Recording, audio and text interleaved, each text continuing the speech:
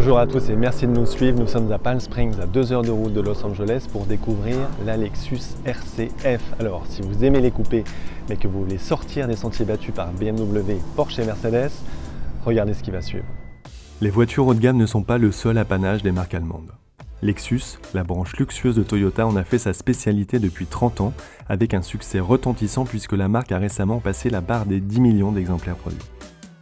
Le modèle F, chez Lexus, c'est la version sportive avec une puissance majorée et des trains roulants optimisés, comme le M de BMW ou la MG de Mercedes. À ne pas confondre avec la finition F Sport dont le badge peut être accolé à n'importe quelle motorisation du catalogue Lexus. Avec l'appellation F, le coupé RC gagne un somptueux V8 atmosphérique de 5 litres de cylindrée dont le couple est transmis aux roues arrière.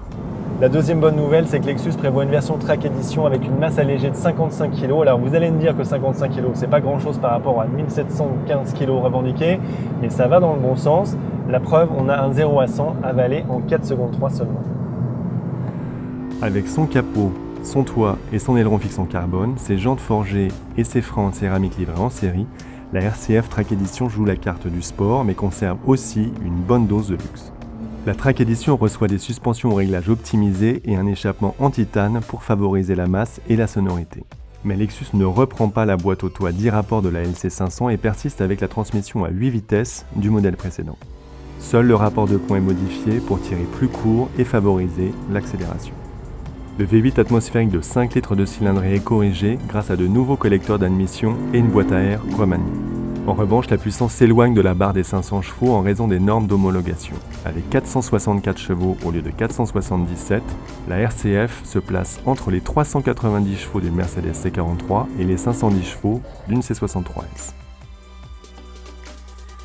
En comportement, la RCF ne peut masquer sa masse et l'inertie qu'elle génère. L'autre grief concerne l'amortissement piloté en mode Sport+. Sur cette position, l'auto est trop verrouillée et génère des mouvements de caisse parasites. Mais le grip latéral et l'équilibre général sont préservés.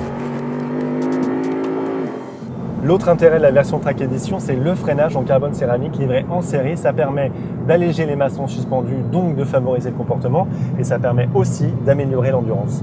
À l'intérieur, et comme dans chaque Lexus, on a une finition exceptionnelle avec du cuir étendu et de l'Alcantara et surtout une très belle ambiance.